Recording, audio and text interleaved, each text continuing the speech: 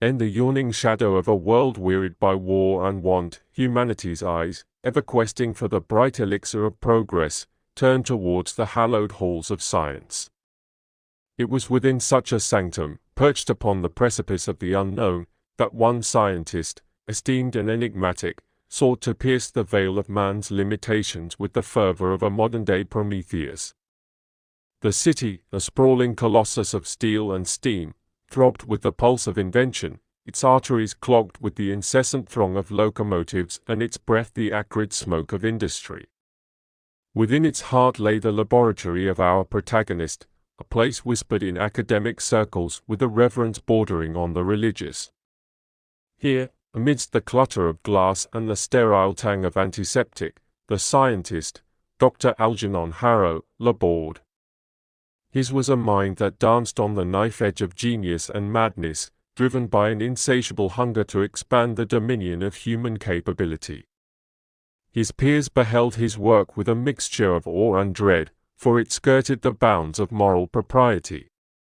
Yet they could not deny the allure of his promise, to uplift mankind to heights undreamed of, to bestow upon our frail forms the vigor of gods. The walls of his laboratory were lined with tomes of forbidden knowledge, the esoteric and arcane mingling with the empirical. Strange apparatuses thrummed with eldritch energy, their purpose known only to their master. Vials of iridescent liquids glowed ominously, casting a pall of otherworldly light upon the doctor's countenance as he toiled. His serum, a concoction of such potency, was the culmination of a lifetime's obsession with the enigmas of life and consciousness. Within its swirling depths lay the potential to unlock a new epoch for mankind. As Dr. Harrow held the vial aloft, the substance within seemed to churn with a life of its own, casting a baleful glow upon his features, which were drawn tight with both triumph and the gnawing spectre of trepidation. "Behold," he murmured to the silent congregation of flasks and beakers, "the key to our ascension, the death knell of our corporeal prisons. Shall I be the shepherd to lead us through this evolutionary maelstrom, or the harbinger of our ultimate folly?" His hand trembled, not with fear, but with the titanic weight of consequence. Yet, within his breast burned the unquenchable fire of human curiosity and desire. With a resolute sigh that seemed to stir the very ethers of the room, he prepared himself for the sacrament of science, to imbibe the elixir and breach the sanctum of godhood or damnation. In the world beyond his laboratory, a world teetering on the cusp of technological renaissance, none could fathom the cataclysmic pivot upon which the fate of all rested. It was in this antechamber of the infinite, this silent and expectant moment, that the future of our species awaited the actions of one man, alone with his creation and the shadows of his ambition. The concoction which Dr. Harrow had wrought in the crucible of his arcane laboratory was not of the natural world. It was a synthesis of eldritch substances and the distilled essence of what lore ancient and unnameable whispered of powers beyond the ken of mere mortals. It was a serum, yes, but also a potion of such potency that it seemed to pulse with a dread life of its own, a sable nectar of the gods that man was not meant to taste. In the days that led to the culmination of his perilous endeavor, Harrow had secluded himself more than was his wont, shunning the counsel of his peers who regarded his work with a growing trepidation.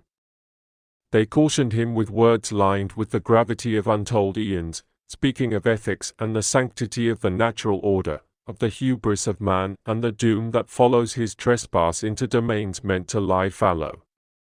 Yet these admonitions fell upon the ears of a man possessed by a vision of grandeur and desperate for transcendence.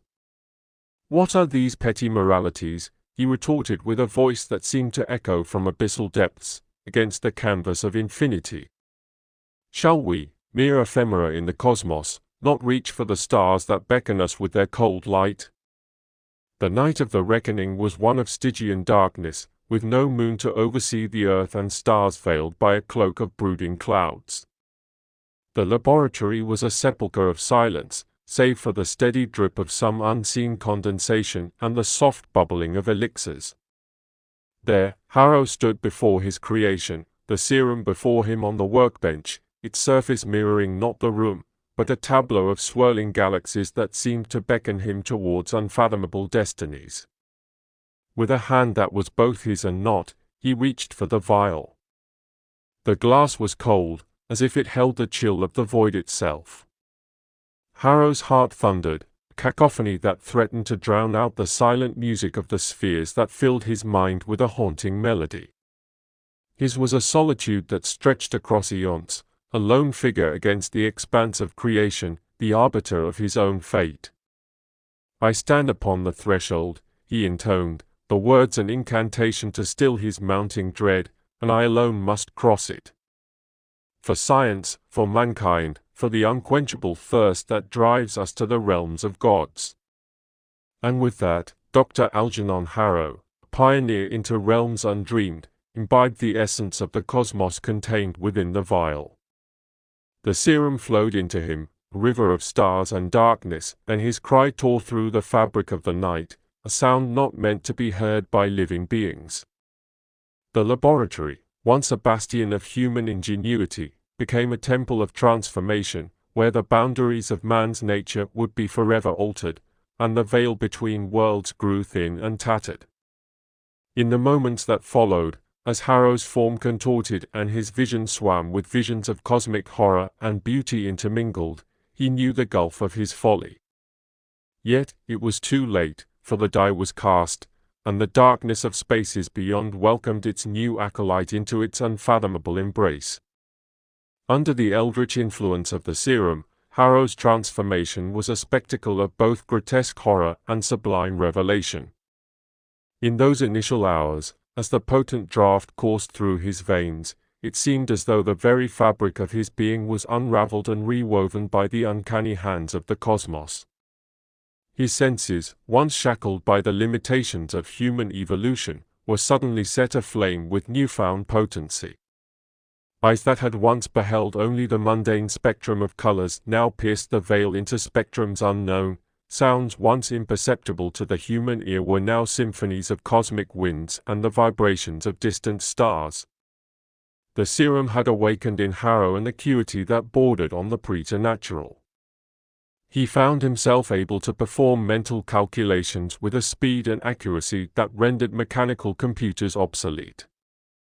His physical form, too, underwent a startling metamorphosis. His muscles, suffused with the alien energies of the serum, granted him strength that could rend steel and leap bounds that would shame the most athletic of creatures. And so, in the wake of his transformation, Harrow emerged not as a man, but as a being ascending towards the godlike. The public, once indifferent to his toils, now gazed upon him with a mixture of awe and a primal fear, the sort reserved for those forces of nature that lie beyond human control or comprehension. The newspapers heralded him as the vanguard of a new age, the man of tomorrow, a title laden with promise and the unspoken dread of a future unmoored from human understanding. In his laboratory, now transformed into a sanctum of otherworldly science, Harrow reveled in his newfound celebrity. He demonstrated feats of intellect and strength that defied belief, each exhibition drawing crowds and stirring the imaginations of all who bore witness. Yet, beneath the accolades and the veneer of triumph, there lurked a shadow that clung to him, an inescapable sense that the serum had unlocked doors within his soul that were best left closed. Can it be, he pondered aloud in the solitude of his study, surrounded by his ancient books and the artifacts of his forbidden research, that in breaking the chains of human limitation, I have bound myself to a fate more terrible than the obscurity from which I once yearned to escape. But such reflections were drowned out by the clarion call of fame and the unrelenting drive of his ambition. Dr. Harrow, his countenance now marred by the mercurial signs of his transmutation, set his sights on the horizons of possibility, blind to the abyss that yawned wide beneath him. For now, he was the architect of a new epoch, the harbinger of an age where the line between man and the divine would blur into obscurity, where the darkness of ancient and unknowable realms would begin to seep through the cracks of the world he knew. As the luster of Dr. Harrow's newfound celebrity began to dim, a creeping malevolence insinuated itself into the edges of his reality. The first harbinger of doom came not from the man himself, but from the lesser creatures that inhabited the margins of the urban sprawl. Cats, erstwhile denizens of alleyways and sunlit perches, now shunned the light and slunk through the shadows with arched backs and eyes that seemed to reflect an internal fire. Dogs, once the loyal companions of man, roamed the streets in packs, their barks transformed into guttural growls that spoke to a primal regression. Even the vermin, those eternal survivors of the urban blight, were not immune to the change. Rats, swollen to grotesque proportions, scuttled through the sewers with an increased ferocity, as if driven by some frenzied compulsion. Birds turned their songs into discordant cries that shattered the calm of dawn, and there were whispers among the townfolk of flocks that moved not with the randomness of nature but with the deliberate intent of a hive mind. But far worse than the metamorphosis of the fauna was the transformation wrought within the mind of Dr. Algernon Harrow. The serum that had once elevated his intellect now seemed to gnaw at the edges of his consciousness, as if his thoughts were no longer his own. He would stand before his myriad mirrors, staring into the reflection of his now alien eyes, and grapple with the burgeoning realization that the mind that gazed back at him was a stranger. His dreams, once the fertile ground for his greatest inspirations, had become a twisted landscape from which he could glean no respite. At night, he wandered through cyclopean cities of impossible geometry, where the very air pulsed with the rhythm of a heart that was not his own. Whispers in languages not spoken by human tongues filled his ears, promising secrets that mankind was not meant to know. Within the confines of his laboratory, where once he reigned supreme, Harrow now felt the oppressive weight of unseen watchers, judging him from the spaces between atoms. Paranoia took root in his heart. He perceived spies in every shadow, and every colleague's inquiry was fraught with sinister implications. His work, which once flowed from his hands like the purest stream of enlightenment, now came in fits and starts. Formulas and equations that once bowed to his intellect now danced away from his comprehension, mocking him with their elusiveness. The scientist found himself shouting into the void, his voice a mixture of rage and despair. What have I become?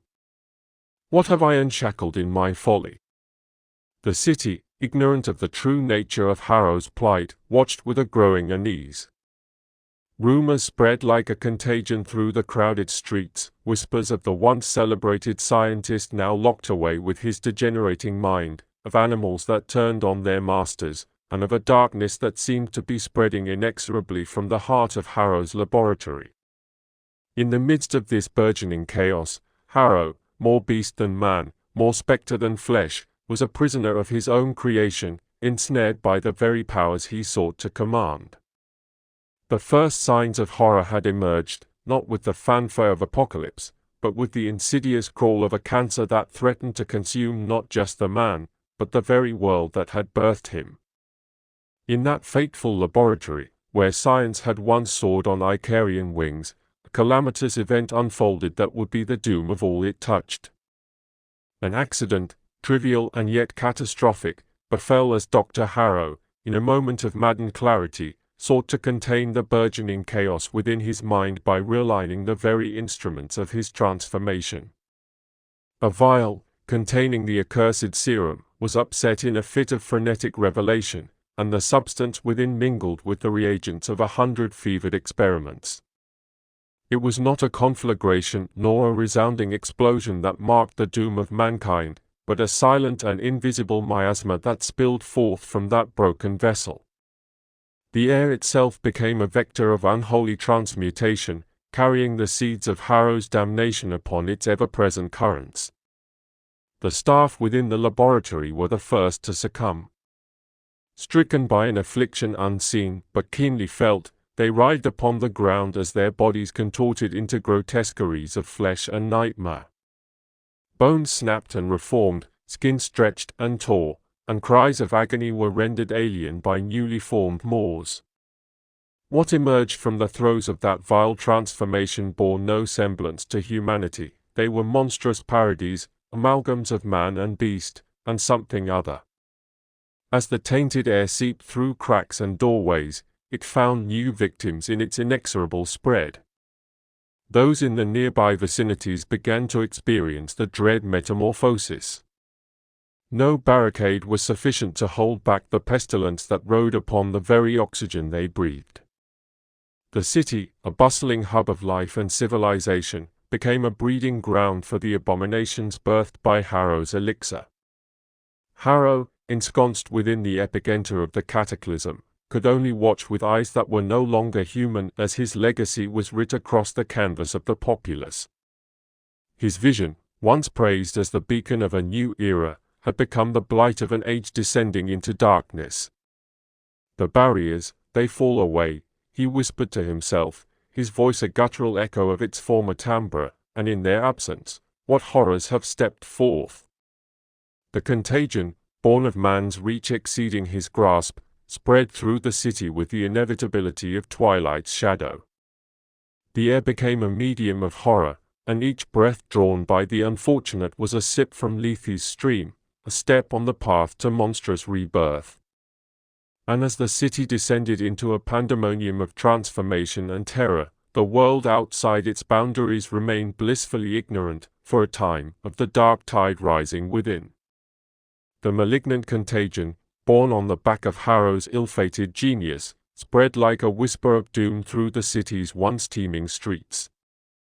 The very air, a carrier of the arcane virus, touched all in its invisible tide, leaving behind not corpses, but worse, creatures of unfathomable horror, a grotesque mockery of their former selves.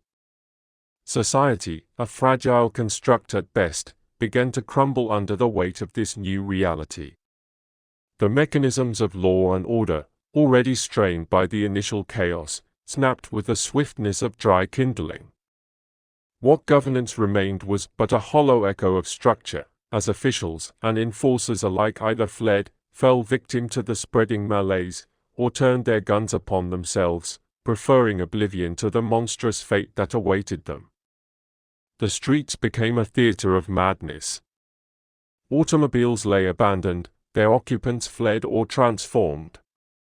Buildings, once proud edifices of commerce and habitation, became the dens of the metamorphosed, who huddled within, far from the light they no longer could abide.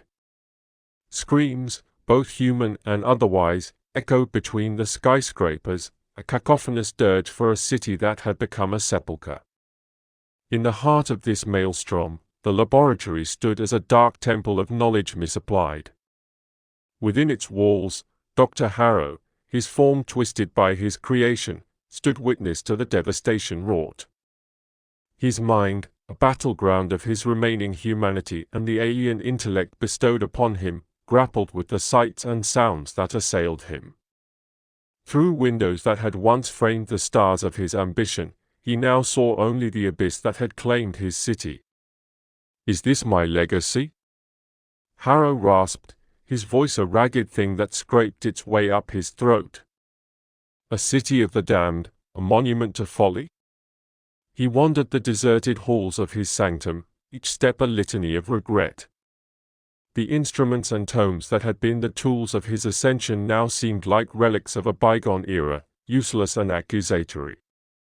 The very serum that had promised to be the key to mankind's evolution had instead unlocked a Pandora's box of primeval terror. The creatures that were once men prowled the darkness outside, their presence an ever-constant reminder of the consequences of his reach.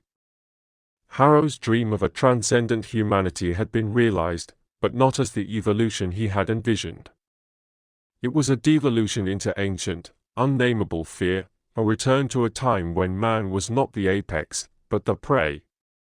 In this new world order, Harrow was the architect of ruin, the author of a nightmare that would consume all.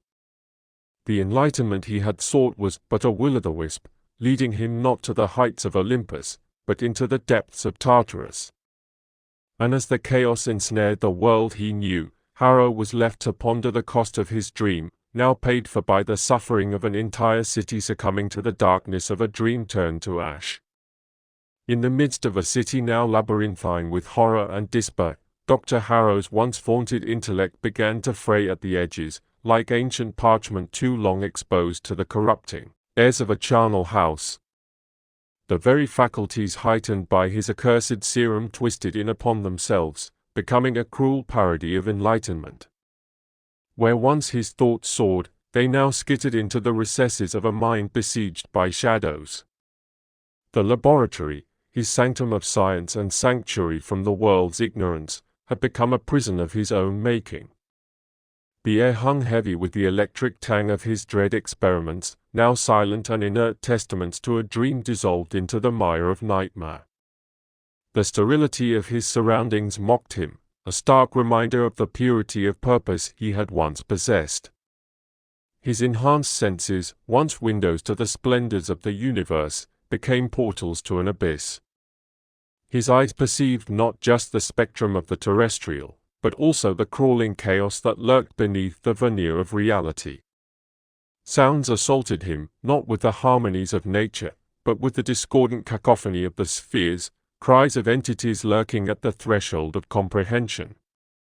As Harrow's grip on sanity loosened, his body too betrayed him. The strength that could once rend metal now caused his limbs to tremble with an unnatural vigor, as if they were marionettes jerked by some malevolent puppeteer's strings. His skin, once pale with the hue of the scholar, now pulsed with a sickly iridescence, the very blood beneath it a riot of unnatural colors. Whither goes the line that parts man from the monster? He would ask the leering shadows that danced at the periphery of his vision. Am I the sculptor of this new flesh or merely the clay? Harrow found solace only in the dimmest of lights, for the brilliance he had once sought now held only the glare of his hubris. Mirrors became his enemy, reflecting back a visage that was both his and wholly other, eyes too keen, a countenance too elongated, a forehead too bulging with the grotesque musculature of thought. The whispers of his transformation were not just of the flesh. Thoughts intruded upon his consciousness, alien and insidious, as if his mind had become a congress for the eldritch murmurs of the cosmos. They spoke to him of realities that human philosophy had not dreamed, of existence as malleable and transient as the mist that rises from the Stygian riverbanks. In his more lucid moments, Harrow would record his descent with a hand that barely obeyed his will, the script a jagged line of torment across the pages. I have gazed too long into the abyss, the writings read, and the abyss has gazed into me. It has filled me with the light of distant stars, and that light burns. Thus, Harrow's existence became a pendulum swing between the man of science he once was and the creature of nightmare he was becoming. Each moment of clarity was a dwindling island in a sea of madness, each aberration a wave crashing upon the shores of his humanity, eroding it with relentless, uncaring fury. As Harrow's own essence became a mire of chaos and knowledge too profound and alien for his mortal frame, a flicker of resistance sparked amidst the sprawling decay. Within the crumbling edifice of the once grand city, survivors, mere remnants of humanity's zenith, gathered in the shadow of desolation. Amongst them was Dr. Walden, Harrow's erstwhile colleague, who had watched with mounting dread the ascent and subsequent fall of his friend and the world they knew. These survivors, bound by the singular purpose of reclaiming the future from the jaws of the nightmare, found refuge in the subterranean bowels of the city. There, in vaulted chambers untouched by the contagion, they toiled, their endeavors lit by the feeble glow of gas lamps and the fire of determination that burned in their hearts. Dr. Walden, whose countenance bore the lines of one who has gazed into the abyss and seen its gaze returned, took upon himself the Sisyphean task of unraveling the dark tapestry that Harrow had woven. We must find the antidote, he would proclaim, his voice a hoarse whisper that belied the iron resolve beneath. For if we are to perish, let it be with the light of defiance in our eyes, not as beasts that slink into the darkness. His words stirred the hearts of those who remained, a motley assemblage of scholars, medics, and erstwhile citizens of every stripe. Together, they scoured the remnants of scientific knowledge, piecing together Harrow's research with the desperation of the damned. Night and day lost their meaning as they worked, while outside the twisted spawn of the contagion howled their derision at the efforts of these last vestiges of humanity. It was in this crucible of hope against despair that they forged their resistance. The laboratory they had erected was a shrine to human resilience, cluttered with the detritus of their scavenging, a testament to their unwillingness to yield to the encroaching night. Their work was fraught with the peril of madness that lurked in the study of Harrow's serum. To delve into the notes of a mind that had transcended human bounds was to risk the same fate. Yet they persevered, for in their hearts burned the knowledge that within the twisted skein of Harrow's genius lay the slender chance of redemption. And so, amid the cacophony of a world unraveling, the resistance sought to stitch together the tattered fabric of humanity. Each breakthrough, each setback was a beat in the pulse of their struggle, each experiment a verse in the dirge or paean yet unwritten. They were the fragile bulwark against the tide of darkness, a beacon that flickered but refused to be extinguished. In their midst, the spectre of Harrow loomed large, not as the figure of legend he had become, but as the all-too-human architect of their sorrow. His tragedy was twined with theirs, his search for transcendence now the millstone about the neck of all. Yet in their defiance, the resistance reclaimed a piece of their humanity from the abyss into which they had been cast. They would not go gently, but would rage against the dying of the light, their voices a chorus of hope in the symphony of despair. Within the crumbling sanctum of his creation, where the air was thick with the miasma of otherworldly transformation, Harrow, now a grotesque chimera of his former brilliance, lumbered through the desolation of his own design. The once proud scientist, the would-be harbinger of mankind's ascension, was now but a parody of evolution's grand design, a creature trapped betwixt man and monstrosity. Yet, amidst the ruin of his psyche, there flickered sporadic embers of the man that was, glimpses of lucidity that pierced the fog of his bestial mind. In these fleeting moments, the full weight of his tragic fall bore down upon him with the inexorable crush of mountains. His hands, now twisted claws, would flex and clench as the memories flooded back, memories of his lab, his colleagues, the bright spark of discovery, and the dark descent into this abominable existence. "Is this the price of hubris?" he would murmur through misshapen lips, his voice a guttural echo of its former self. The laboratory, once a cathedral of science, seemed to mock him with its silence, its once gleaming surfaces now dulled by dust and neglect. The monstrosity that Harrow had become shuffled through the wreckage of his dreams, each step a testament to his fall from grace. Mirrors, once portals to self-reflection, now only offered back the image of a nightmare incarnate. To gaze upon his reflection was to confront the horror of his actions, the lives lost, the world he had once sought to elevate now teetering on the brink of annihilation. In these rare moments of clarity, Harrow's enhanced senses, a curse of his own making, brought to him the distant echoes of the resistance, the valiant struggle of his former colleague Walden and the brave souls who fought to stem the tide of darkness he had unleashed. Their voices were faint, as if from a great distance, yet they carried with them the weight of hope and the bitter sting of what could have been.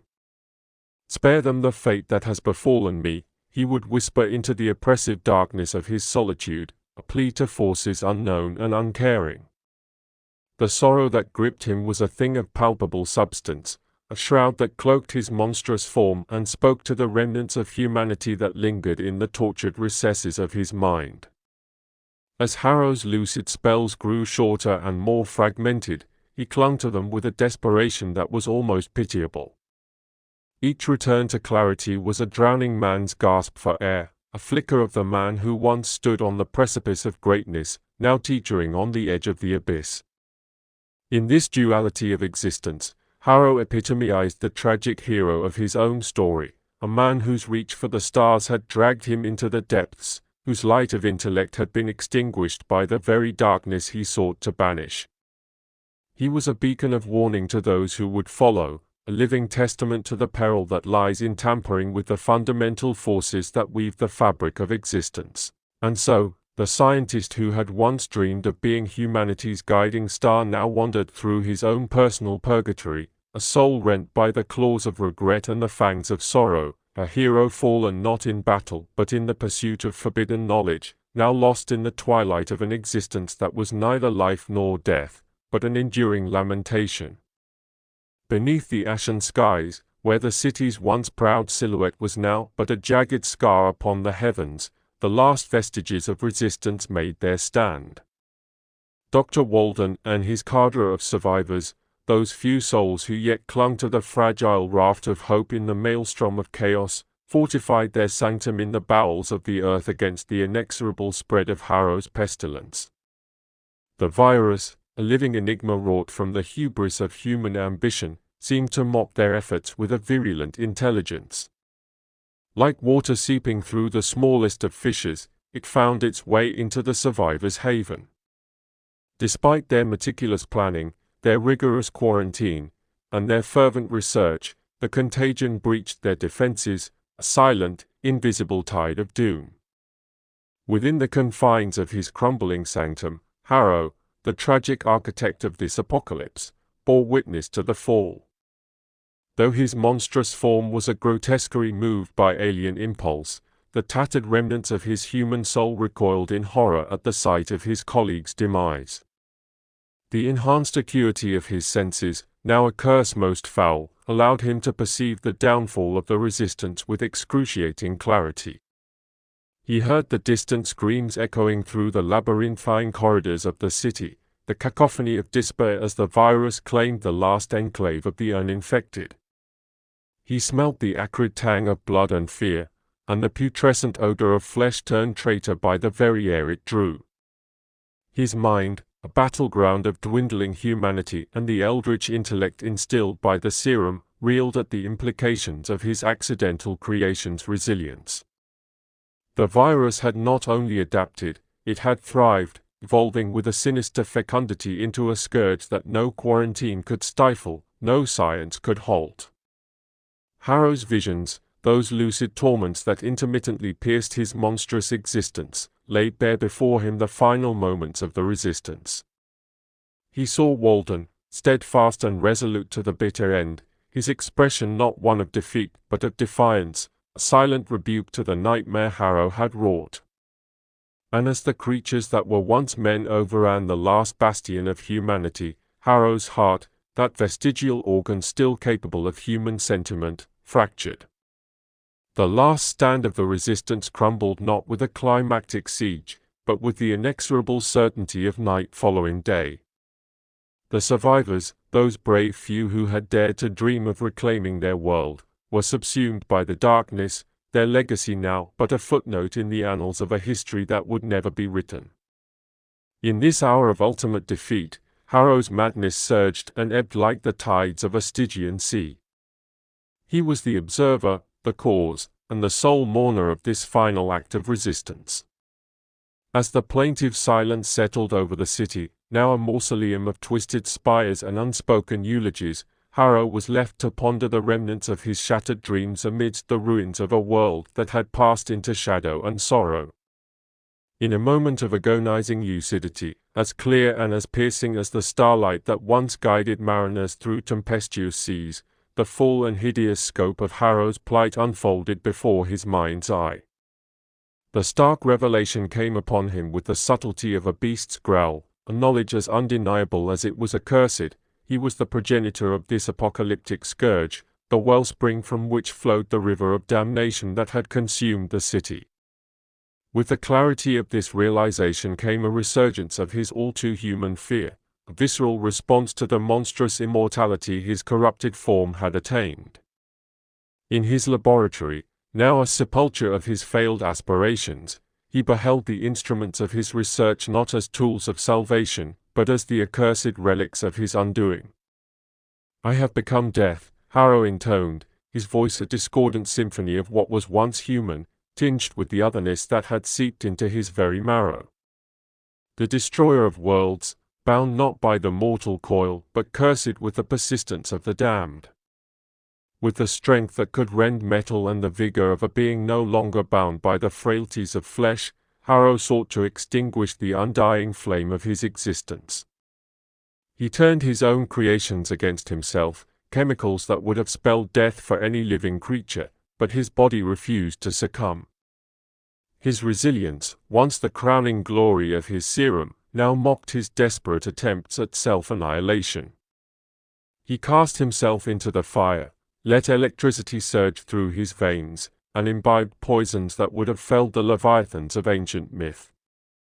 Yet each attempt was met with the inexorable truth: his monstrous form was impervious to the embrace of death. The virus had fortified him against the very end he now so fervently sought.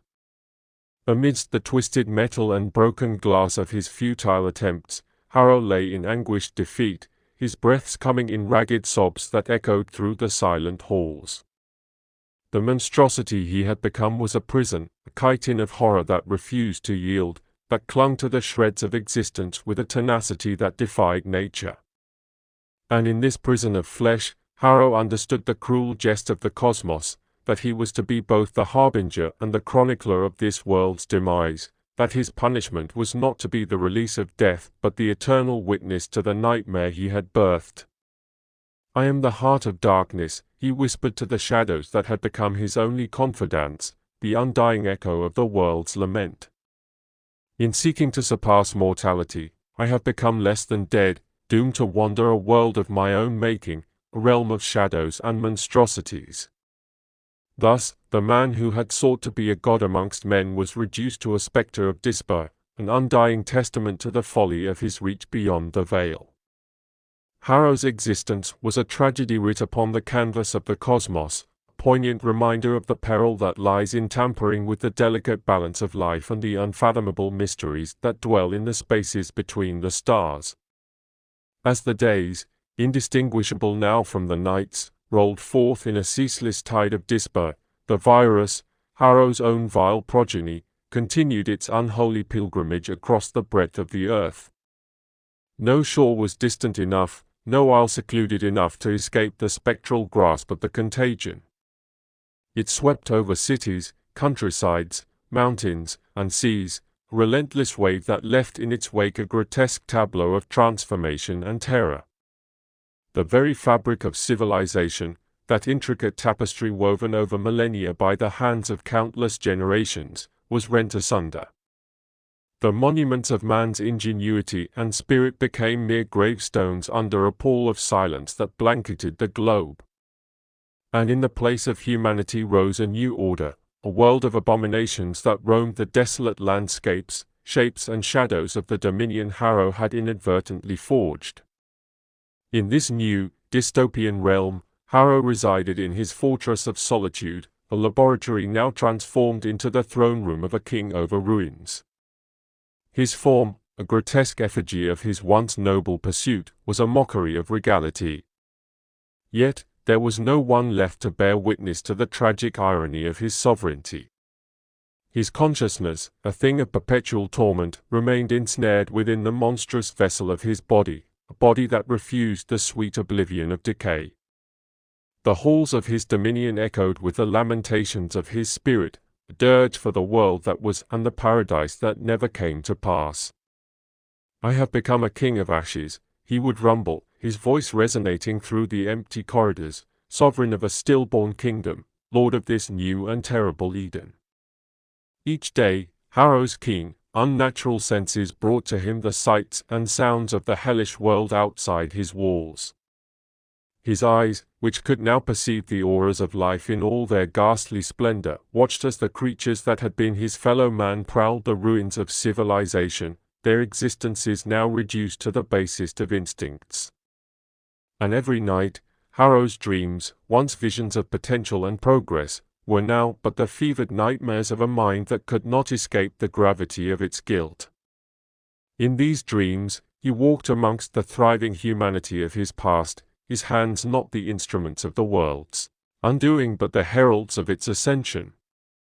He would wake from these dreams with a start, the phantom pain of loss gripping his heart, a heart that beat not with the pulse of life, but the mechanical rhythm of a life unending. Harrow's existence was an eternal requiem for the human epoch, each moment a reminder of the paradise forfeited. The world he had envisioned, where man transcended his mortal coil and embraced the cosmos, was now but a distant, mournful note in the symphony of an earth reborn in horror.